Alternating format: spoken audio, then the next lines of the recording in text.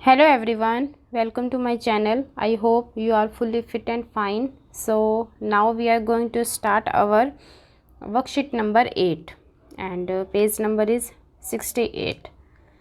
So let's start. इसमें दिया हुआ है आपका underline the verbs in this sentences. आपको जहाँ भी वर्ब दिखाई दे, मतलब कि इससे रिलेटेड जितने भी चैप्टर थे इससे पहले, वर्कशीट से पहले जितने भी चैप्टर्स थे या फिर टेस्ट पेपर थे, वो आपके सारे के सारे अपलोड हैं प्लेलिस्ट के अंदर, आप जा कर के देख सकते हैं। और आज हम करेंगे जो वर्ब वाला चैप्टर था उसके अंदर से। इसका मतलब होता है क्रिया, जहाँ पर हमें काम करने के भाव के बारे में थोड़ा सा अनुभव होता है कि काम हो रहा है, तो उसे क्रिया कहा जाता है। लेकिन कई बार अगर बच्चे कंफ्यूज हो जाएं तो वो एक ट्रिक भी याद रख सकते हैं कि जिसके पीछे ना आ जाए। जैसे मैं आपको बताऊं, सोना पीछे क्या आया? ना। खाना, ठीक है, पढ़ना या फिर रोना, चलना, सोना, गाना, तो ये सारी क्या होगी आपकी वर्ब, क्योंकि इनके लास्ट में क्या आया? ना आया। लेकिन ये क्लास इंग्लिश की है तो हम कैसे करेंगे? Reading, writing, listening, speaking, eating, running, इस तरह से ये सारी क्या हो जाएंगी? वर्ब हो जाएंगी। और अब हमें दिए हुए सेंटेंसेस हमने जस्ट अंडरलाइन करना है, रिकॉग्नाइज करके कि पहचान करो पहले और उसके बाद अंडरलाइन कर दो। फर्स्ट में आपको दिखाई दे रहा होगा अस्मा राइट्स ब्यूटीफुली। अब ये देखो स्टार्टिंग में ये तो नेम है किसी गर्ल का, फिर ब्यूटीफुली तो सुंदर हो गया, लेकिन राइट्स इसका मतलब होता है लिखना, ठीक है। अब लास्ट में क्या आया? ना आया, तो ये क्या है? हमारी वर्ब है। सेकंड है मैनी बर्ड्स लिव्ड। लिव का मतलब होता है रहना, रहने। अब देखो लास्ट में क्या आ गया? ना आया, तो इसका मतलब क्या है? इसी वर्ड के अंदर वर्ब है और इसीलिए मैंने इसको अंडरलाइन कर दिया है। क्योंकि ये सेकंड क्लास के स्टूडेंट है तो इनको ऐसे ही करवाना पड़ेगा।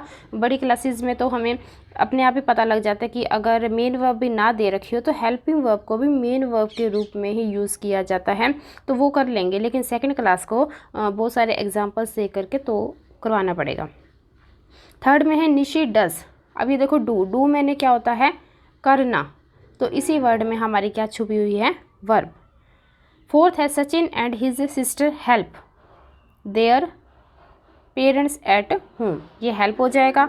और फिर है फिफ्थ में द चिल्ड्रन कम। इस कम में आपकी वर्ब है और इसमें हो जाएगा टीच, पढ़ाना। और इसी तरह हो गया आपका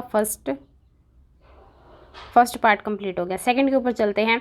filling the blanks with the correct verb from bracket. अब आपको ब्रैकेट में ही दिए हुए हैं, उसी के अंदर से ही सिलेक्ट करना है, अपनी मर्जी से कुछ भी अप्लाई नहीं कर देना। फर्स्ट में दिया हुआ स्नेक्स, ये होते हैं सांप। अब ये सांप क्या करते हैं? इसने दिया हुआ रन, भागते थोड़ना है, पैर थोड़ना है उनके। स्लिटर आएगा यहाँ पर कि वो रेंगते हैं। और फिर बोला हुआ है कि फ्रॉग, फ्रॉग होता है मेंढक। अब मेंढक भी रन नहीं करते, तो यहाँ पर क्या आएगा? होप। होपिंग मीन्स होता है कूदना। होपिंग मीन्स क्या होता है? कूदना। जो से मेंढक है वो कूदते रहते हैं और जो सा सांप है वो आपका रेंगता है। सेकंड में है हॉर्स, घोड़े हैं, वो क्या करते हैं? गलोप। ये होता है इसका अगर बिल्कुल ही डिक्शनरी में आप मीनिंग निकाले तो वहाँ पर लिखा मिलेगा सरपट दौड़ना, मतलब कि जैसे वो दौड़ते हैं ना और वो टक टक की आवाज़ आती है, आपने देखा होगा वैसे।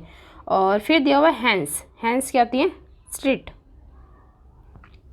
थर्ड में हो जाएगा पिजन। जो आपके पिजन है वो क्या करेंगे? फ्लटर। इसका मतलब होता है कि फड़फड़ाना। और ईगल का आ जाएगा सूप। फोर्थ में है डक्स, ये क्या करते हैं? वेडल।